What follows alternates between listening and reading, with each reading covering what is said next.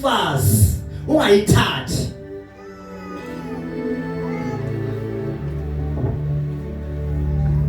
Nansi ijuthi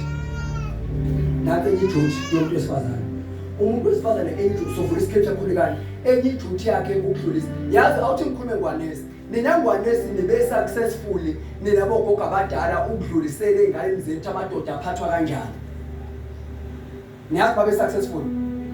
Niyathi imishado ethi ayibe more challenge imishado yama-70 iqale kuma-70s 80s laba bangane bakwazile ukuhlala because they were taught ukuthi umyeni ugcinwa kanjani.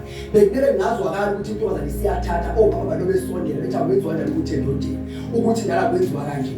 Niyazi ukuthi omunye umsebenzi eninawo ukudlulisela enganeni zenu ukuthi amadoda aphathwa kanjani. Asifundeni iscripture ngoba kuzoba ngathi umfundisi usuke nje ekhuluma izinto. Ngizosivula iscripture ukudlulisela ukuthi indoda iphathwa kanjani. Yingakho sithi kulaba uma ngabe beyofuna abafazi aboqale bo-check uma wengane.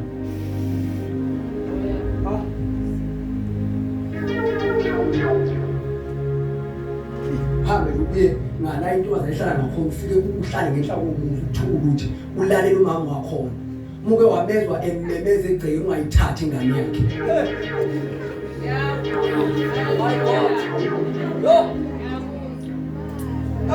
Ngoba umama okhanda ikhaya ufuna ukuthethisa ingane yakhe uyayibiza ahlale nayo phansi.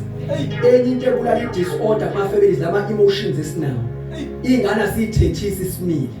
Siyayibiza ihlale phansi, ihlale ngezansi kwakho.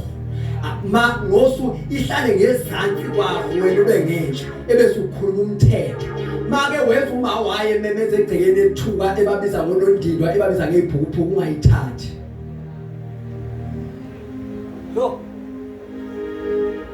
Researchani ubheke madoda mangikhuluma researchani. Researcher before uthatha intombazane.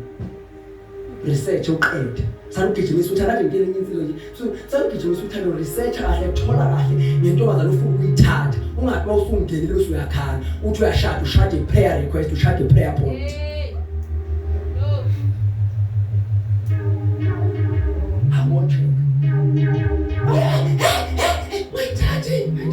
Check umama.